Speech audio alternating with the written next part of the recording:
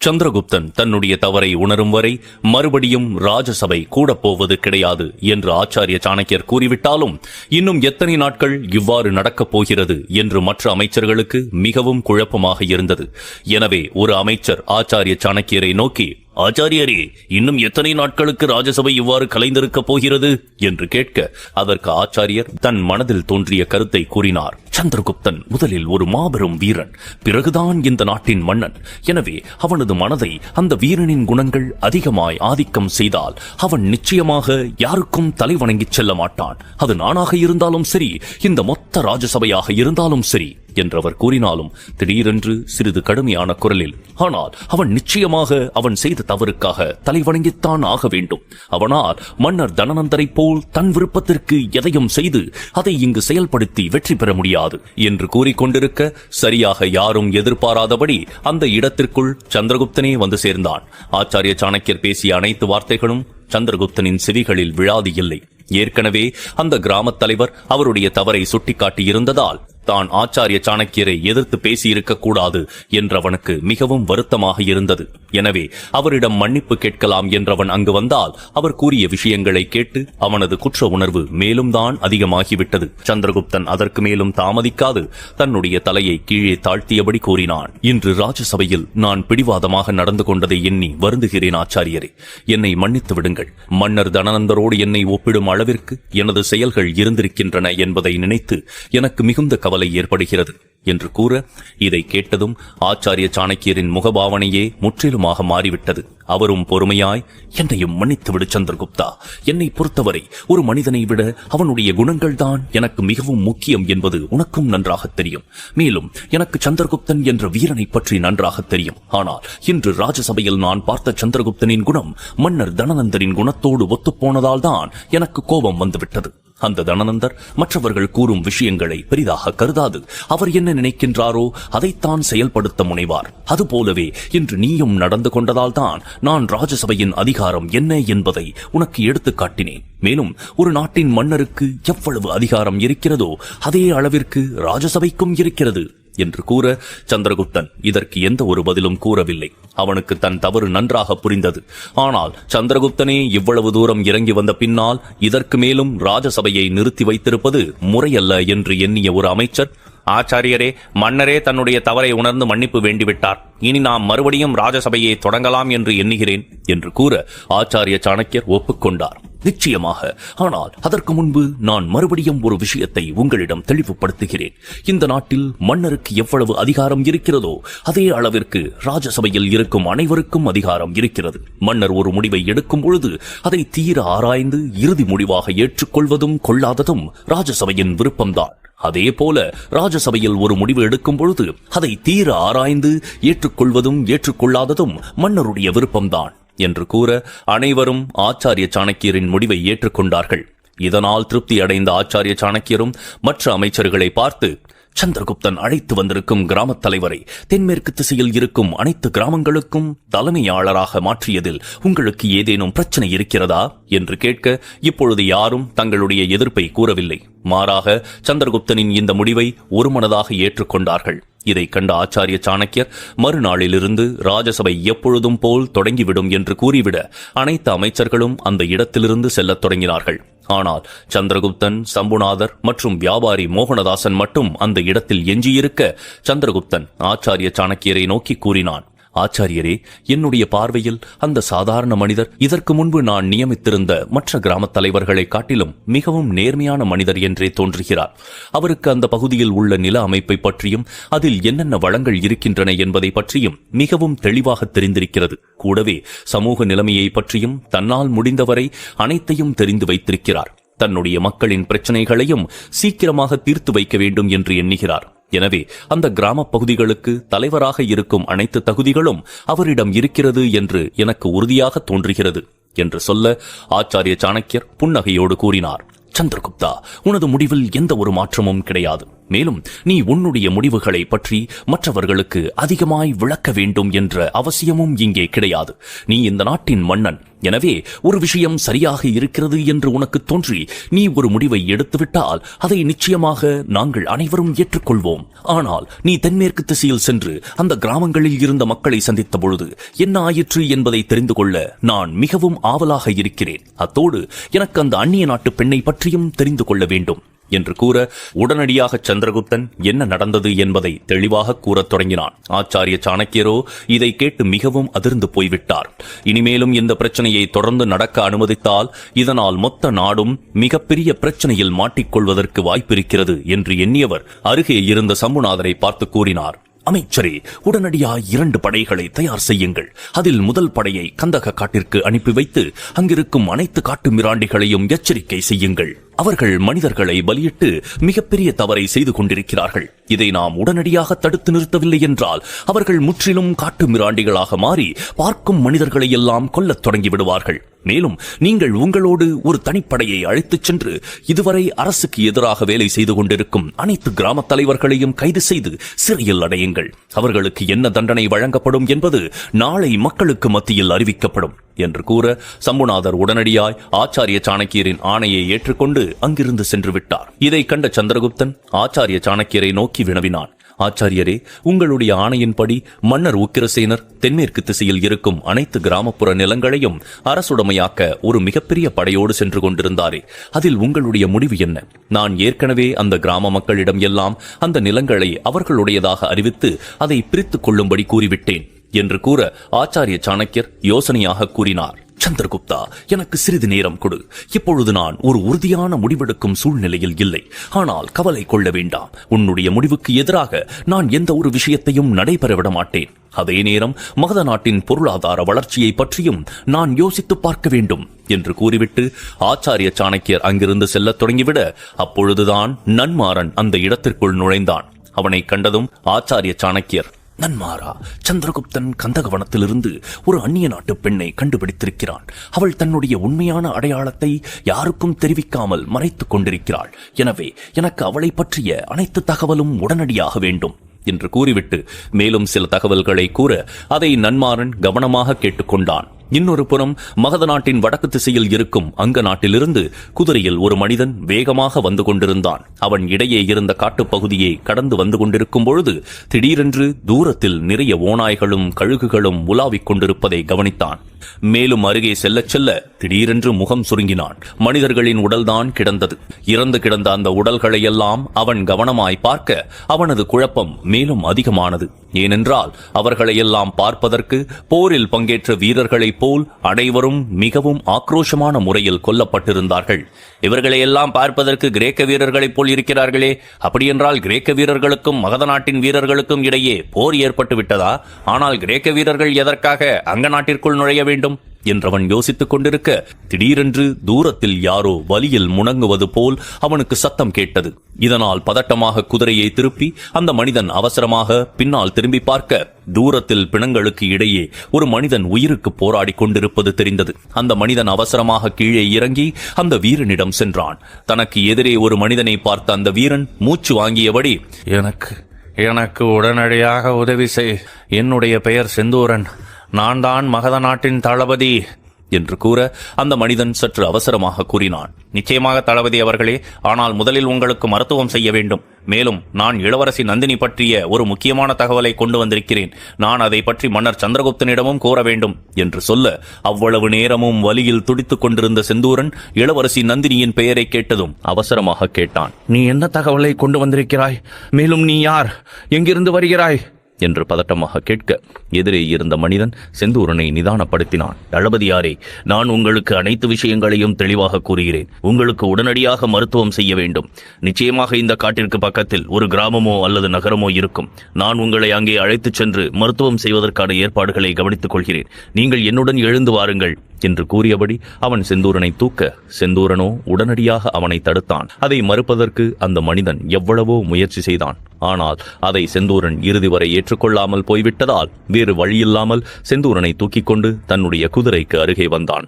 அந்த மனிதன் மேலும் நேரத்தை விரயம் செய்யாது செந்தூரனை அதில் அமர வைத்தான். தளபதியாரே, நீங்கள் என்னுடைய குதிரையில் அமர்ந்து கொள்ளுங்கள். நான் நடந்து வருகிறேன். நாம் இன்னும் சிறிது தூரம் சென்றால் நிச்சயமாக ஏதேனும் ஒரு குதிரை நம்முடைய கண்களுக்கு தென்படலாம் என்று கூற செந்தூரனும் அதை ஏற்றுக்கொண்டு தன் வலியை பொறுத்துக் கொண்டபடி குதிரையை செலுத்தத் தொடங்கினான். அவர்கள் இருவரும் அந்த இடத்தை விட்டு செல்லத் தொடங்க செந்தூரன் தனது வலியை பொறுத்துக் கொண்டு நிம்மதியின்றி வினவினான். அவனுக்கு இளவரசி நந்தினியை பற்றி தெரிந்து கொள்ள வேண்டும் என்ற எண்ணம் நொடிக்கு நொடி அதிகமாகிக் கொண்டே இருந்தது. எனக்கு இளவரசி நந்தினிக்கு என்ன ஆயிற்று என்று தெரிய வேண்டும் என்றவன் கேட்க அந்த மனிதன் தனக்கு தெரிந்த விஷயத்தை எல்லாம் கூறினான். தளபதியாரே, நான் ஒரு செல்வ வளமுள்ள வியாபாரியிடம் பாதுகாவலனாக பணிபுரிந்து கொண்டிருக்கிறேன். எங்களுடைய எஜமானன் பராந்தகத்தீவிற்கு வியாபாரம் செய்வதற்காக கடலில் பிரயாணித்துக் கொண்டிருந்தார். அப்பொழுது இடையில் ஓய்வெடுப்பதற்காக நாங்கள் ஒரு பெயர் தெரியாத துறைமுகத்தில் எங்களது கப்பலை நிறுத்தி வைத்திருந்தோம். அப்பொழுதுதான் அந்த இடத்தில் திரவியன் என்ற கடல் கொள்ளையன் சில பெண்களை சந்தைக்கு இடையே விற்க முயல்வதை கண்டோம். அந்த பெண்களில் ஒருவராகத்தான் இளவரசி நந்தினி இருக்க திரவியன் இளவரசியை 10,000 பொற்காசுகளுக்கு விற்க முயற்சி செய்து கொண்டிருந்தான். இதை பார்த்த என்னுடைய எஜமானர் உடனடியாக அவன் கேட்டதை விட அதிக தொகையை கொடுத்து இளவரசி நந்தினியை தன்னோடு அழைத்து வந்து விட்டார். ஆனால் அவர் இளவரசியை மற்றவர்களைப் போல் அடிமையாகவோ இல்லை தன்னுடைய பணிப்பெண்ணாக வைத்துக் கொள்ளவோ அவ்வாறு வாங்கவில்லை. மாறாக திரவியனிடமிருந்து காப்பாற்ற வேண்டும் என்றுதான் நினைத்தார். அதற்கு காரணம் இளவரசி நந்தினியின் உண்மையான அடையாளம் என்ன என்பது எங்களுடைய எஜமானருக்கு நன்றாகவே தெரியும். இளவரசி நந்தினியை காப்பாற்றிய பின்பு அவரை மறுபடியும் மகத நாட்டில் சேர்ப்பிக்கும் பொருட்டு என்னுடைய எஜமானர் அங்கிருந்து கிளம்புவதாக முடிவு செய்திருந்தார். ஆனால் திடீரென்று திரவியன் தன்னுடைய கொள்ளை கூட்டத்தை அழைத்துக் கொண்டு எங்களுடைய கப்பலுக்குள் வந்துவிட்டான். மேலும் அவன் என்னுடைய எஜமானரிடம் தன்னையும் பராந்தகத்தீவிற்கு அழைத்துச் செல்லும்படி கூறியதால் அவருக்கும் வேறு வழியில்லாமல் இளவரசி நந்தினியை காப்பாற்றுவதற்காக என்னை அங்கிருந்து தனியாக அனுப்பி வைத்து விட்டார். என்னிடம் மகத நாட்டிற்கு சென்று இளவரசி நந்தினி திரவியனிடம் அகப்பட்டுக் கொண்டிருப்பதை பற்றியும் கூறும்படி கேட்டுக்கொண்டார் என்று கூற செந்தூரன் அந்த மனிதனை நன்றி உணர்வோடு பார்த்தான். நீ நிஜமாகவே ஒரு நல்ல வேலையைத்தான் செய்திருக்கிறாய். இதற்காக உனக்கு அரண்மனையிலிருந்து நிறைய சன்மானம் வழங்குவார்கள். மேலும் நீ கொண்டு வந்திருக்கும் இந்த தகவல் மிகவும் முக்கியமானது. ஏனென்றால் இளவரசி நந்தினியை தேடித்தான் நானும் இவ்வளவு தூரம் அலைந்து கொண்டிருந்தேன். ஆனால் திடீரென்று எதற்காக கிரேக்க வீரர்கள் இங்கே வந்தார்கள் என்பது எனக்கு சுத்தமாக புரியவில்லை. அவர்கள் அங்கநாட்டு துறைமுகத்திலிருந்து ஒரு கப்பலை வலுக்கட்டாயமாக எடுத்துச் செல்ல முயன்றார்கள். அவ்வாறு செய்யக்கூடாது என்று நான் அவர்களை எச்சரிக்கை செய்த பொழுதுதான் திடீரென்று எங்களுக்குள் வாக்குவாதம் ஏற்பட்டு அது மிகப்பெரிய சண்டையாக மாறிவிட்டது என்று கூறிக்கொண்டிருக்க அவனது நெஞ்சில் மறுபடியும் சுரீர் என்ற வலி ஏற்பட்டது. இதனால் அவன் தன் பற்களை கடித்துக்கொண்டு கண்களை மூடிக்கொள்ள அந்த மனிதன் மிகவும் பதட்டமாக கூறினான். தளபதியாரே, உங்களுடைய நிலைமை மிகவும் ஆபத்தான கட்டத்தில் இருக்கிறது. முதலில் உங்களுக்கு நிச்சயமாக நாம் மருத்துவம் செய்தாக வேண்டும் என்று கூற செந்தூரன் அப்பொழுதும் கூட அதை ஏற்றுக்கொள்ள தயாராக இல்லை. பாதுகாவலனே, இப்பொழுது நம்மிடம் மிகவும் சிறிய நேரம்தான் இருக்கிறது. அதற்குள் நாம் எப்படியாவது மகத நாட்டிற்கு சென்று இளவரசி நந்தினி எங்கே இருக்கிறார் என்ற தகவலை பற்றி கூற வேண்டும். அப்பொழுதுதான் அந்த திரவியனை பிடிப்பதற்கு நம்மால் ஒரு கப்பலை அனுப்ப முடியும். இல்லையென்றால் நாம் இளவரசி நந்தினியை முற்றிலுமாக இழந்து விடுவோம் என்றான். இன்னொரு புறம் மகத நாட்டில் ஆச்சாரிய சாணக்கியரின் ஆணைப்படி 2 படைகள் வெவ்வேறு வேலையை செய்ய கிளம்பிக் கொண்டிருந்தன. முதல் படை கந்தக காட்டில் வாழும் காட்டு மிராண்டிகளை எச்சரிக்கை செய்வதற்காக கிளம்பிக் கொண்டிருக்க, இன்னொரு புறமும் அமைச்சர் சம்புநாதர் அரசுக்கு எதிராய் வேலை செய்து கொண்டிருக்கும் கிராம தலைவர்களை எல்லாம் கைது செய்ய சென்று கொண்டிருந்தார். அதைப் போலவே ஆச்சாரிய சாணக்கியரும் மிகவும் ஒரு முக்கியமான வேலையில் இருந்தார். சந்திரகுப்தனோ தன்னுடைய அறையை நோக்கித்தான் வேகமாக சென்று கொண்டிருந்தான். அவனது மனம் முழுவதும் நந்தினியை பற்றிய நினைவே அதிகமாக இருக்க சரியாக நந்தினியின் அறையை கடந்து அவன் நடந்து கொண்டிருந்தான். அப்பொழுது திடீரென்று நந்தினியின் அறைக்குள் இருந்து பல பெண்கள் ஒன்றாகச் சேர்ந்து சிரிப்பது போல் சத்தம் கேட்க, இதை கேட்டு சந்திரகுப்தன் தன் நடையின் வேகத்தை உடனடியாய் குறைத்து விட்டான். அவன் தன்னையும் அறியாது அந்த அறைக்கு அருகே சென்று உள்ளே கவனித்தான். அறையின் கதவு திறந்திருந்ததால் உள்ளே என்ன நடந்து கொண்டிருக்கிறது என்பதை சந்திரகுப்தனால் தெளிவாக பார்க்க முடிந்தது. உள்ளிருந்த ஒரு நாற்காலியில் அந்த அந்நிய நாட்டு பெண் அமர்ந்திருக்க, அவளை சுற்றி கீழே நிறைய பணிப்பெண்கள் அமர்ந்து அவள் பேசுவதையெல்லாம் கேட்டு சிரித்துக் கொண்டிருந்தார்கள். அவள் என்ன கூறினாள் என்பது சந்திரகுப்தனுக்கு தெரியாது. ஆனால் அவள் மிகவும் நகைச்சுவையாக என்னவோ கூறியதால் பணிப்பெண்கள் அனைவரும் தங்களுடைய கட்டுப்பாட்டை மீறி மிகவும் சத்தமாக சிரித்துக் கொண்டிருக்க, சந்திரகுப்தன் அதற்கு மேலும் அங்கே நிற்கவில்லை. அவன் உடனடியாய் அந்த இடத்திலிருந்து விலகி தன்னுடைய அறையை நோக்கிச் செல்ல, அவனது மனதிற்குள் மீண்டும் அந்த அந்நிய நாட்டு பெண்ணை பற்றிய கேள்விகள் உதயமாகின. நிஜமாகவே அந்த பெண் யார்? அவள் கந்தக காட்டிற்கு எப்படி வந்தாள்? எதற்காக தன்னுடைய அடையாளத்தை பற்றி மற்றவர்களுக்கு கூறாமல் அவள் மறைத்துக் கொண்டிருக்கிறாள்? இவள் தட்சசீலத்திற்கு செல்ல விரும்பினாலும் கூட அதை என்னிடம் தெரிவித்திருக்கலாமே. நானே அதற்கான ஏற்பாடுகளை செய்து அவளை அங்கே அனுப்பி வைத்திருப்பேனே என்றவன் யோசனையோடு சென்று கொண்டிருக்க, திடீரென்று பின்னால் இருந்து அவனை யாரோ அழைத்தார்கள். இதனால் சந்திரகுப்தன் திடுக்கிட்டு பின்னால் திரும்ப அவனுக்கு முன்பு அந்த அந்நிய நாட்டு பெண்தான் நின்று கொண்டிருந்தாள். சந்திரகுப்தன் அந்த பெண்ணை கேள்வியாக பார்த்தான். மன்னா, என்னுடைய அறையின் கதவு வரை வந்துவிட்டு பின்பு எதற்காக உடனடியாக திரும்பி விட்டீர்கள் என்று கேட்க சந்திரகுப்தன் தெளிவாய், நான் என்னுடைய அறைக்கு வந்து கொண்டிருக்கும் பொழுது உனது அறையிலிருந்து அதிகமாய் சிரிப்பு சத்தம் கேட்டுக்கொண்டிருந்தது. அதனால்தான் என்னவென்று கவனித்துவிட்டு வந்தேன். மற்றபடி பெரிதாக எதுவும் இல்லை என்று கூற அந்த பெண் அப்பாவியாக கேட்டாள். இந்த உடைகளையெல்லாம் இப்பொழுதுதான் நான் என்னுடைய வாழ்நாளில் முதல் முறையாக அணிகிறேன். ஆனால் அப்படி இருந்தும் இந்த உடைகளின் மீது எனக்கு மிகுந்த பிடித்தம் வந்துவிட்டது. இது போன்ற உடைகள் எல்லாம் என்னுடைய நாட்டில் கிடைப்பதே இல்லை. இவையெல்லாம் மிகவும் அழகாக இருக்கிறது என்று கூறியவள் திடீரென்று, நான் இந்த உடைகளை எப்பொழுதும் வைத்துக் கொள்ளலாமா என்று கேட்க சந்திரகுப்தன், தாராளமாக நீ இந்த உடைகளை எல்லாம் வைத்துக் கொள்ளலாம் என்று சொல்ல, இதை கேட்டு அந்த பெண் புன்னகையோடு சந்திரகுப்தனை பணிவாய் வணங்கி, மிகவும் நன்றி மன்னா, உங்களது பரந்த இதயத்தை கண்டு எனக்கு மிகவும் வியப்பாக இருக்கிறது, மிக்க நன்றி என்று சொல்லிவிட்டு தன்னுடைய அறைக்கு திரும்பிவிட செல்லும் அவளையே சந்திரகுப்தன் யோசனையாக பார்த்து கொண்டிருந்தான். அப்பொழுது எதேச்சையாக அவன் பின்னால் திரும்பி பார்க்க தூரத்தில் வந்து கொண்டிருந்த ஆச்சாரிய சாணக்கியரும் இந்த காட்சியைத்தான் கவனித்து விட்டிருந்தார். ஆனால் அவர் சந்திரகுப்தனை நெருங்கி, சந்திரகுப்தா, இந்த அந்நிய நாட்டு பெண்ணை பற்றி நீ என்ன நினைக்கிறாய் என்று கேட்க சந்திரகுப்தன் அதற்கு உடனடியாக பதில் கூறினான். எனக்கு அவளை பற்றிய ஒரு உறுதியான முடிவுக்கு வர முடியவில்லை ஆச்சாரியரே. இருப்பினும் என்னை பொறுத்தவரை நிச்சயமாக இந்த அந்நிய நாட்டு பெண் ஒரு உளவாளியாக இருப்பதற்கு வாய்ப்பே கிடையாது. இவளை இந்த அரண்மனையில் தங்க வைப்பதால் பெரிதாக எந்த ஒரு பிரச்சனையும் வந்துவிடும் என்று எனக்கு தோன்றவில்லை என்று கூற, இதை கேட்ட ஆச்சாரிய சாணக்கியர் ரகசியமான குரலில் கூறினார், அவ்வாறு அந்த பெண்ணை குறைத்து எடை போட்டு விடாதே சந்திரகுப்தா. நாம் எதிர்பாராத நேரத்தில் தான் நமக்கு மிகப்பெரிய பிரச்சனைகள் எல்லாம் உருவாகும். மேலும் இப்பொழுது நீ உன்னோடு ஒரு மிகப்பெரிய பிரச்சனையை அழைத்து வந்திருப்பதற்கும் வாய்ப்பிருக்கிறது என்று கூற சந்திரகுப்தன் இதை கேட்டு அதிர்ந்து போய்விட்டான். ஆச்சாரிய சாணக்கியர் முன்னால் செல்லும் அந்த அந்நிய பெண்ணை பார்த்து கூறினார், உனது கவனத்தை அனைத்து புறமும் எச்சரிக்கையாக வைத்திரு சந்திரகுப்தா. இந்த பெண் உன்னை பணிவாய் வணங்கிய முறை கிரேக்க வீரர்கள் செய்வது போலவே இருந்தது. அவர்களும் இவ்வாறுதான் தங்களது மன்னரை வணங்குவார்கள். ஒரு விஷயத்தை மறந்து விடாதே சந்திரகுப்தா. இப்பொழுது மன்னர் அலெக்சாண்டரின் தளபதியான செலூக்கஸ் அதிக தூரத்தில் இல்லை என்று கூற சந்திரகுப்தன், ஆச்சாரியரே, உங்களது எண்ணம் என்ன? இந்த அந்நிய நாட்டு பெண்ணிற்கும் நமது எதிரிகளுக்கும் சம்பந்தம் இருக்கிறது என்று உங்களுக்கு தோன்றுகிறதா என்று கேட்க ஆச்சாரிய சாணக்கியர் மறுத்தார். இல்லை சந்திரகுப்தா, இப்பொழுது என்னால் எந்த ஒரு பதிலையும் தெளிவாக கூற முடியாது. ஆனால் நிச்சயமாக இங்கு வந்திருக்கும் பெண் கிரேக்க பெண் என்பதில் மாற்று கருத்தே கிடையாது. அவளுக்கு நம்முடைய மொழிகளை பற்றியும் பழக்க வழக்கங்களை பற்றியும் நன்றாக தெரிந்திருக்கிறது. மேலும் நீ சரியாக அவளை தளபதி செலூக்கஸ் இங்கு வந்த பின்புதான் கந்தக காட்டில் கண்டுபிடித்திருக்கிறாய். எனவே இதையெல்லாம் ஒன்றாக இணைத்து பார்த்தால் அந்த முடிவிற்குத்தான் வர வேண்டும் என்று தோன்றுகிறது. ஒருவேளை இந்த பெண்ணும் தளபதி செலூக்கஸோடு இங்கே வந்திருக்கலாம். பின்பு வழியில் அவள் தொலைந்து போயிருந்தால் செலூக்கஸ் இந்த பெண்ணை தேடி இங்கே வந்திருந்தால் என்று கேட்டவர் சிறிது அமைதிக்கு பின்பு கூறினார், ஒருவேளை தளபதி செலூக்கஸே கூட அந்த பெண்ணை இங்கு அனுப்பி வைத்திருக்க வாய்ப்பிருக்கிறது என்று கூறிவிட்டார். இதை கேட்ட சந்திரகுப்தனுக்கு நிறைய குழப்பம் ஏற்பட தொடங்கியது. ஏனென்றால் ஆச்சாரிய சாணக்கியர் கூறிய அனைத்தையும் கேட்டபொழுது அவனுக்கும் அதுவே உண்மை என தோன்ற என்ன முடிவுக்கு வருவது என்று தெரியாமல் குழப்பமாய் நின்று கொண்டிருந்தான். அப்பொழுதுதான் ஆச்சாரிய சாணக்கியர் ஒரு விஷயத்தை நினைவு கூர்ந்து பார்த்தார். சந்திரகுப்தா, நீ எப்பொழுது கந்தக காட்டிற்கு அருகே இருக்கும் கிராமங்களுக்கு சென்று அங்கிருந்த பிரச்சனைகளை பற்றி விசாரித்துக் கொண்டிருக்கிறாய் என்று தெரிந்ததோ அப்பொழுதே நான் நன்மாரனிடம் ஒரு விஷயத்தை கூறிவிட்டேன். நீ மறுபடியும் இங்கே திரும்பி வரும் பொழுது மகத நாட்டிற்கே ஒரு மிகப்பெரிய அதிர்ஷ்டத்தை அழைத்து வருவாய் என்று கூறினேன்.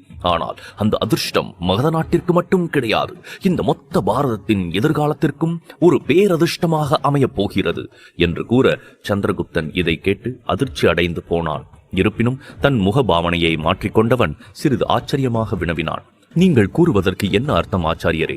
நான் கந்தக வனத்திலிருந்து அந்த அந்நிய நாட்டு பெண்ணைத்தானே அழைத்து வந்தேன். அப்படி என்றால் அவளுக்கும் மகத நாட்டின் எதிர்காலத்திற்கும் ஏதேனும் தொடர்பு இருக்கிறதா? இப்பொழுது வரை அந்த பெண்ணின் உண்மையான அடையாளம் என்னவென்று நமக்கு தெரியவில்லை. ஆனால் எனக்கு என்ன தோன்றுகிறது என்றால் அந்த பெண் தட்சசீலத்திற்கு வந்திருக்கும் ஒரு சாதாரண மாணவியாக இருக்கலாம். மேலும் வரும் வழியில் ஏதேனும் பிரச்சனை ஏற்பட்டு அவள் கந்தக காட்டில் மாட்டிக்கொண்டிருக்கலாம் என்று தன்னுடைய எண்ணத்தை கூற ஆச்சாரிய சாணக்கியர் அதை கேட்டு சில வினாடிகள் அமைதியாக இருந்துவிட்டு உடனடியாக கூறினார், நான் ஏற்கனவே அந்த பெண்ணை பற்றி சில விஷயங்களை தெரிந்து கொள்வதற்காக நன்மாரனை அனுப்பி வைத்திருக்கிறேன். அதுவரை நாம் சிறிது காலம் காத்திருந்தாலும் அவளிடம் மிகவும் ஜாக்கிரதையாக இருக்க வேண்டும். இப்பொழுது வரை அவள் யார் என்று நமக்கு தெரியவில்லை. எனவே அவளை நம்முடைய எதிரிகள் இங்கு உளவாளியாக அனுப்பியிருப்பதற்கு வாய்ப்பிருக்கிறது. அதனால் நாம் அவளே அறியாதபடி அவள் மீது கவனம் கொண்டிருக்க வேண்டும். அவர் பதட்டமாய் சந்திரகுப்தனை நோக்கி, நீ கந்தகவனத்திலிருந்து அருகே இருக்கும் கிராமம் வரை அந்த பெண்ணையும் தானே உன்னோடு அழைத்து வந்தாய்? அப்படி என்றால் அந்த கிராமத்திற்கு கீழே இருக்கும் விலை உயர்ந்த கனிமங்கள் பற்றியும் உலோகங்கள் பற்றியும் அவளுக்கும் தெரிந்திருக்க வாய்ப்பிருக்கிறது அல்லவா என்று கேட்க, அதற்கு சந்திரகுப்தன் பதில் கூறும் முன்பே அவர் அவசரமாக அந்த இடத்திலிருந்து சென்று விட்டார். ஆனால் சந்திரகுப்தனுக்கு ஆச்சாரிய சாணக்கியரின் எண்ணம் நன்றாகவே புரிந்தது. தான் அழைத்து வந்திருக்கும் அந்த அந்நிய நாட்டு பெண் ஒரு உளவாளியாக இருந்தால் நிச்சயமாக இந்த தகவலை வந்திருக்கும் தளபதி செலூக்கஸிடம் சென்று சேரும்படி பார்த்துக் கொள்வாள். ஆனால் அப்படி நடந்துவிட்டால் இருக்கும் பிரச்சனை இன்னும் அதிகமாகிவிடும் என்று சந்திரகுப்தனுக்கு கவலையாயிருக்க, அவனுக்கு தான் அழைத்து வந்திருந்த கிரேக்க பெண்ணை எண்ணி ஒரு புதிய தடுமாற்றம் உருவானது. இன்னொரு புறம் காந்தார நாட்டில் இருந்த மன்னர் ஹம்பியும் ஆமாத்தியரும் மகத நாட்டிற்கு செல்லும் நதிகளை எல்லாம் எவ்வாறு தடை செய்து நாட்டிற்குள் பிரச்சனையை உருவாக்கலாம் என்று திட்டமிட்டுக் கொண்டிருந்தார்கள். ஆமாத்தியர், மன்னா, நாம் மகத நாட்டில் பாய்ந்து கொண்டிருக்கும் மிகவும் முக்கியமான நதிகளை மட்டும் தடை செய்து விட்டாலே போதும். அதன் பின்பு அங்கிருக்கும் குடிமக்களால் விவசாயம் செய்வதற்கு எங்கிருந்தும் தண்ணீரை பெற முடியாது. எனவே அவர்கள் தங்களது வாழ்வாதாரத்தை தேடி மகத நாட்டை விட்டு வெளியே செல்லத் தொடங்குவார்கள். அத்தோடு மகத நாட்டின் எல்லையில் இருக்கும் பகுதிகளிலும் நிறைய பிரச்சனைகள் உருவாகத் தொடங்கும் என்று கூற, இதை கேட்டு மன்னர் ஹம்பி மிகவும் மகிழ்ச்சி அடைந்தார். அப்படியென்றால் இதன் பின்பு அந்த சந்திரகுப்தன் மகத நாட்டை எவ்வளவுதான் விரிவாக்கம் செய்ய முயன்றாலும் அது மறுபடியும் சிதறிப் போய்விடும் அல்லவா? ஏற்கனவே நிறைய நாடுகள் மகத நாட்டின் மீது தீராத கோபத்தில் இருக்கின்றன. அவைகளுக்கு நாட்டிற்குள் உருவாகும் பிரச்சனையை பற்றி தெரிய வந்தால் உடனடியாக மகத நாட்டின் எல்லைகளை பிடிக்க போரிடத் தொடங்கி விடுவார்கள். அதன் பின்பு நமக்கு கிரேக்க படைகளின் உதவி கூட தேவை கிடையாது. நாம் எளிதாக மகத நாட்டை கைப்பற்றி விடலாம் என்று கூற, இதை கேட்டு ஆமாத்தியருக்கு சட்டென கோபம் வந்தது. எனவே அவர் எரிச்சலாய், மன்னா, உற்சாகத்தில் நம் திட்டத்தை பற்றி முழுவதுமாக புரிந்து கொள்ளாமல் ஒரு முடிவை எடுக்காதீர்கள். உங்களுக்கு மன்னர் போரஸை பற்றி மறந்து போய்விட்டதா? ஏற்கனவே அந்த சாணக்கியர் மகத நாட்டிற்கு சாதகமாயிருக்கும் மன்னர்களை எல்லாம் பயன்படுத்தி சிந்து நாட்டிற்கு வெளியே நிறைய படைகளை நிற்க வைத்திருக்கிறார். அதை நாம் உணராது அவர்களை தாக்குவதற்காக சென்றால் நாம் மகத நாட்டிற்குள் நுழைவதற்கு முன்பே முன்னால் இருக்கும் மன்னர் போரஸ் நம் மீது போர் தொடுத்து வெற்றி பெற்று விடுவார். எனவே நாம் எது செய்தாலும் மிகவும் தெளிவாக திட்டமிட்டுத்தான் செய்ய வேண்டும் என்று கூற, மன்னர் ஹம்பிக்கு தான் செய்த தவறு புரிந்தது. மேலும் ஆமாத்தியர் மன்னர் போரஸை பற்றி குறிப்பிட்டதால் அவரது மனதிற்குள் இருந்த கோபமும் அதிகரித்தது. ஆமாத்தியரே, எனக்கு அந்த போரஸை பற்றி நினைத்தாலே அத்தனை ஆத்திரமாக இருக்கிறது. நீண்ட காலமாக அவன் என்னுடைய வழியில் இருக்கும் முள்ளாக இருந்து என் நிம்மதியை கெடுத்துக் கொண்டிருக்கிறான். அவனை அழிக்க வேண்டும் என்று நானும் எத்தனையோ முறை முயற்சி செய்துவிட்டேன். ஆனால் நான் எனது திட்டத்தில் வெற்றி அடைய முடியாதபடி என்னுடைய தந்தை ஆரம்பத்திலிருந்தே என்னை தடுத்துக் கொண்டிருந்தார். பின்பு என் தந்தைக்கும் எனக்கும் பிரச்சனை உருவாகி இப்பொழுது அவரும் அந்த போரஸிடமே சென்று விட்டார். அத்தோடு சேர்ந்து என்னிடம் இருந்த வீரர்களையும் அவர்கள் எனக்கு எதிராக திருப்பி அவர்களுடைய படையில் இணைத்துக் கொண்டு விட்டார்கள் என்று கூற, இதை கேட்டு ஆமாத்தியருக்கு எரிச்சலானது. மன்னா, உங்களுக்கு இவ்வளவு பிரச்சனைகள் வந்ததற்கு ஒரே காரணம் நீங்கள் மட்டும்தான். நீங்கள் செய்த செயல்களால் தான் இவ்வளவு பிரச்சனைகளும் முதலில் உருவானது என்று சொல்ல, மன்னர் ஹம்பி ஆமாத்தியரை புரியாமல் பார்த்தார். நான் கூறுவது உண்மைதான் மன்னா.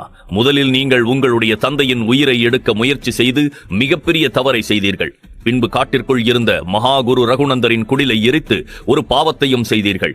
உங்கள் நாட்டில் இருக்கும் நிறைய மக்களுக்கு அந்த காட்டின் மீது நிறைய இறை நம்பிக்கைகள் இருக்கின்றன. அது நன்றாக தெரிந்த பின்னாலும் நீங்கள் இவ்வாறு செய்ததால் தான் மக்கள் உங்களுக்கு எதிராய் திரும்பிவிட்டார்கள். அத்தோடு வீரர்களும் உங்களுக்கு எதிராய் மாறிவிட்டார்கள். மேலும் நீங்கள் என்றுமே உங்களுடைய வீரர்களை மரியாதையோடு நடத்தியது கிடையாது. மாறாக உங்களது அடிமையாய்த்தான் நடத்தி கொண்டிருக்கிறீர்கள் என்று கூற, மன்னர் ஹம்பி அதற்கு எந்த ஒரு பதிலும் கூறவில்லை. மாறாக ஆமாத்தியர் கூறும் வார்த்தைகளை எல்லாம் அமைதியாக கேட்டுக் கொண்டிருந்தார். ஆமாத்தியர் தொடர்ந்து, மன்னா, நீங்கள் ஒரு மன்னர் கடைபிடிக்க வேண்டிய தர்மத்தை எல்லாம் ஆரம்பத்திலிருந்தே கடைபிடித்திருந்தால் நிச்சயமாக நீங்களும் மன்னர் போரஸை போலவே அதிகாரமிக்க மன்னராக திகழ்ந்திருப்பீர்கள். மேலும் இந்த தளபதி செலூக்கஸுக்கு தலைவணங்கி செல்ல வேண்டிய அவசியமும் உங்களுக்கு இருந்திருக்காது என்று கூற, இதை கேட்டு மன்னர் ஹம்பிக்கு மிகவும் அவமானமாக இருந்தது. எனவே அவர் கசப்பான குரலில், ஆமாத்தியரே, உங்களது ஆழ் மனதிற்குள் மாமன்னர் அலெக்சாண்டர் மற்றும் செலூக்கஸின் மீது இருக்கும் வெறுப்பை என்னால் புரிந்து கொள்ள முடிகிறது. ஆனால் ஒரு விஷயத்தை மறந்துவிடாதீர்கள். நான் எவ்வாறு அவர்களுக்கு தலைவணங்கிச் செல்கிறேனோ அதே போலத்தான் இப்பொழுது நீங்களும் நடந்து கொண்டிருக்கிறீர்கள். நீங்கள் போடும் அனைத்து திட்டமும் செலூக்கஸை மகிழ்விப்பதற்காக மட்டுமே. அவருக்கு உங்கள் மீது ஒரு நல்ல எண்ணம் உருவாக வேண்டும் என்றுதான் உங்கள் ராஜதந்திரத்தை எல்லாம் இப்பொழுது செயல்படுத்திக் கொண்டிருக்கிறீர்கள் என்று கூற, மன்னர் ஹம்பி தன்னுடைய பேச்சை முடிக்கும் முன்பே ஆமாத்தியர் சற்று கோபமான குரலில் அவரை இடைமறித்தார். ஆம் அண்ணா, நீங்கள் கூறுவதெல்லாம் உண்மைதான். ஆனால் எனக்கு வேறு வழியும் இல்லை. இப்பொழுது என்னால் இதை மட்டுமே செய்ய முடியும். இதை செய்வதை தவிர்த்து நான் வேறு ஏதாவது திட்டமிட்டால் தோல்வி எனக்கு மட்டும்தான். நான் எப்படியாவது மகத நாட்டின் அரண்மனையில் இருக்கும் எனது மன்னர் தனநந்தரின் அரியணையை ஆக்கிரமித்திருக்கும் சந்திரகுப்தனை கொலை செய்ய வேண்டும். கூடவே அவனை இந்த அளவிற்கு அழைத்து வந்திருக்கும் அந்த சாணக்கியரையும் எனக்கு தலைவணங்க வைக்க வேண்டும். நீங்கள் கூறுவது போல் எனக்கு மாமன்னர் அலெக்சாண்டர் மற்றும் செலூக்கஸை சிறிதும் பிடிக்காது. அதை நானே ஒப்புக்கொள்கிறேன். ஏனென்றால் அவர்கள் மன்னர் தனநந்தர் மகத நாட்டை ஆட்சி செய்யும் பொழுதே எங்களை எல்லாம் அவர்களுக்கு சாதகமாக மாற்றிக்கொள்ள முயற்சி செய்தார்கள். ஆனால் இப்பொழுது நிலைமை அப்படி கிடையாது. அனைத்தும் மாறிவிட்டது. நான் அவர்களோடு ஒன்றாய் இணைந்து செயல்புரிய முனைவது என்னுடைய தனிப்பட்ட எண்ணங்களை வெற்றி பெறச் செய்வதற்காக மட்டும்தான் என்று வெளிப்படையாக கூறிவிட, ஆமாத்தியரின் இந்த கோபத்தை கண்டு மன்னர் ஹம்பி மிகவும் திடுக்கிட்டு போனார். ஆனால் ஆமாத்தியரோ சிறிதும் தயங்காமல், என்னை மன்னித்து விடுங்கள் மன்னா. என்னுடைய எண்ணங்கள் எல்லாம் உங்கள் அளவிற்கு பெரியது கிடையாது. நீங்கள் இந்த மொத்த பாரதத்திற்கும் சக்கரவர்த்தியாக வேண்டும் என்று எண்ணுவதால் தான் அந்த செலூக்கஸுக்கு அடிபணிந்து சென்று கொண்டிருக்கிறீர்கள். ஆனால் எனக்கு அது போன்ற எந்த ஒரு கனவும் கிடையாது. நான் விரும்புவதெல்லாம் மறுபடியும் மகத அரண்மனையில் நந்த வம்சத்தின் ஆட்சி நிலை பெற வேண்டும் என்றுதான். மேலும் மன்னர் தனநந்தரின் மரணத்திற்கு நிச்சயமாக பழி வாங்கியே தீர வேண்டும். இதை தவிர்த்து எனக்கு வேறு எந்த ஒரு ஆசையும் கிடையாது என்று கூறியவர் சிறிதும் தயங்காமல் தன் மனதில் இருப்பதை கூறிவிட்டார். நான் இன்னொரு விஷயத்தையும் உங்களுக்கு தெளிவுபடுத்துகிறேன் மன்னா. இப்பொழுது செலூக்கஸ் உங்களோடு இணைந்து செயலாற்றுவது போல் தோன்றினாலும் அவர்களது எண்ணம் நிறைவேறிய பின்னால் பாலில் விழுந்த தூசியைப் போல் உங்களை தூக்கி எறிந்து விடுவார்கள். அதன் பின்பு உங்களால் இந்த பாரதத்திற்கு சக்கரவர்த்தியாகவும் முடியாது. உங்கள் காந்தார நாட்டை கூட உங்களது விருப்பப்படி ஆட்சி செய்ய முடியாது என்று சொல்ல, ஆமாத்தியரின் இந்த வார்த்தைகளை கேட்டு மன்னர் ஹம்பி உள்ளுக்குள் மிகவும் அதிர்ந்து போய்விட்டார். அவர் மறுப்பாய், நீங்கள் என்ன கூறுகிறீர்கள் ஆமாத்தியரே? மாமன்னர் அலெக்சாண்டரே எனக்கு வாக்கு கொடுத்திருக்கிறார். அவர் இந்த மொத்த பாரதத்தையும் கைப்பற்றிய பின்னால் என்னைத்தான் அவருக்கு பதிலாக இந்த பாரதத்தையும் பார்த்துக் கொள்ளும் பொறுப்பை ஒப்படைக்கப் போகிறார். நான் தான் நிச்சயமாக இந்த மொத்த பாரதத்திற்கும் மாமன்னராகப் போகிறேன். இதில் உங்களுக்கு எந்த ஒரு சந்தேகமும் வேண்டாம் என்று கூற, இதை கேட்டு ஆமாத்தியரின் உதட்டில் ஒரு கேலியான புன்னகை உருவானது. நீங்கள் எண்ணுவது போல் ஒரு எதிர்காலம் இருக்கிறதா என்று எனக்கு நிச்சயமாக தெரியவில்லை மன்னா. ஆனால் காலம்தான் இனி இந்த பாரதத்தின் மாமன்னன் யார் என்பதை கூற வேண்டும் என்று கூறியவர் அத்தோடு அந்த பேச்சை நிறுத்திவிட்டார். அதற்கு மாறாக தன் கையில் இருந்த வரைபடத்தை சுட்டிக்காட்டியவர், இனிமேல் இந்த விவாதம் நமக்குள் வேண்டாம் அண்ணா. நீங்கள் உடனடியாக மகத நாட்டின் எல்லைக்கு உங்களது படை ஒன்றை அனுப்பி வையுங்கள். மகத நாட்டின் எல்லையில்தான் ஒரு மிகப்பெரிய நதி ஓடிக்கொண்டிருக்கிறது. அதை மட்டும் நாம் தடை செய்துவிட்டால் பின்பு நாம் எண்ணியபடி அனைத்து விஷயங்களும் நடக்கத் தொடங்கிவிடும். ஆனால் நாம் மிகவும் ஜாக்கிரதையாக இருக்க வேண்டும் மன்னா. நாம் செய்ய போகும் இந்த ரகசிய திட்டம் யாருக்கும் தெரிந்துவிடக்கூடாது. முக்கியமாக மன்னர் போரஸிற்கு இவ்வாறு நடக்கப் போவதாய் எந்த ஒரு சந்தேகமும் கூட வந்துவிடக்கூடாது என்று கூறிவிட்டு ஆமாத்தியர் தன் திட்டத்தை மன்னர் ஹம்பியிடம் விளக்கமாக கூறத் தொடங்கினார். இன்னொரு புறம் அலைக்கடலில் காற்றை கிழித்தபடி பராந்தக தீவை நோக்கி ஒரு கப்பல் சென்று கொண்டிருந்தது. அது நந்தினியை காப்பாற்றிய வியாபாரியுடைய கப்பல்தான். ஆனால் அவரை கொன்றுவிட்டதால் இப்பொழுது திரவியன் அதை தன்னுடைய கப்பலாக மாற்றிக்கொண்டிருந்தான். அவனிடம் இளவரசி நந்தினி மட்டுமல்லாது தன்மையாவின் பணிப்பெண்களும் இப்பொழுது மறுபடியும் பிடிப்பட்டிருந்தார்கள். நந்தினிக்கு முன்பு திரவியனை பார்த்து பயமாக இருந்தாலும் இப்பொழுது அவளது மனதிற்குள் இருந்த பயம் முற்றிலுமாக மறைந்துவிட்டது. நிச்சயமாக பராந்தக தீவை சென்று அடையும் வரை திரவியன் தன்னை எந்த விதத்திலும் துன்புறுத்த மாட்டான் என்றவள் உறுதியாக எண்ணினாள். ஆனால் அவளுக்கு அப்பொழுது இருந்த ஒரே பதட்டம் என்னவென்றால், தாங்கள் மறுபடியும் பராந்தகத் தீவிற்கு சென்ற பின்னால் திரவியன் தன்னை யாரிடமும் விற்றுவிடக்கூடாது என்பதுதான். ஏற்கனவே நந்தினியை ஒருமுறை அந்த வியாபாரியிடம் விற்று 50,000 பொற்காசுகளை திரவியன் பெற்று இருந்தான். அப்படி இருந்தாலும் நந்தினி இப்பொழுது தனியாக சிக்கியிருப்பதால் திரவியனால் மறுபடியும் அவளை நல்ல விலைக்கு விற்க முடியும். தன்னை திரவியனால் துன்புறுத்த முடியாவிட்டாலும் தன்னை வைத்து அதிக லாபம் அடைய அவன் திட்டமிடலாம் என்று இளவரசி நந்தினிக்கு சிறிது பயமாக இருந்தது. ஆனால் அவர்கள் பராந்தக தீவிற்கு சென்று அடைய 3 தினங்கள் இருக்க அதற்குள் சந்திரகுப்தனும் தன்னை தேடி வருவதற்கு வாய்ப்பு உள்ளதாக நந்தினிக்கு உறுதியாக தோன்றியது. அந்த ஒரே நம்பிக்கையினால்தான் நந்தினி தனக்கு நடந்து கொண்டிருக்கும் அனைத்து அநியாயங்களையும் பொறுத்துக்கொண்டு திரவியனின் கைதியாக தன் உயிரை பிடித்து வைத்துக் கொண்டிருந்தாள். இல்லையென்றால் அவள் எப்பொழுதோ மற்ற பணிப்பெண்களோடு சேர்ந்து தன்னுடைய உயிரை இழந்திருப்பாள். இனி நடக்கப் போவது என்ன? பராந்தக தீவிற்கு செல்லும் முன்பே நந்தினியால் திரவியனிடமிருந்து தப்பிக்க முடியுமா? இல்லை சந்திரகுப்தன் வந்து அவளை காப்பாற்றி விடுவானா? மேலும் தெரிந்து கொள்ள தொடர்ந்து கேளுங்கள்.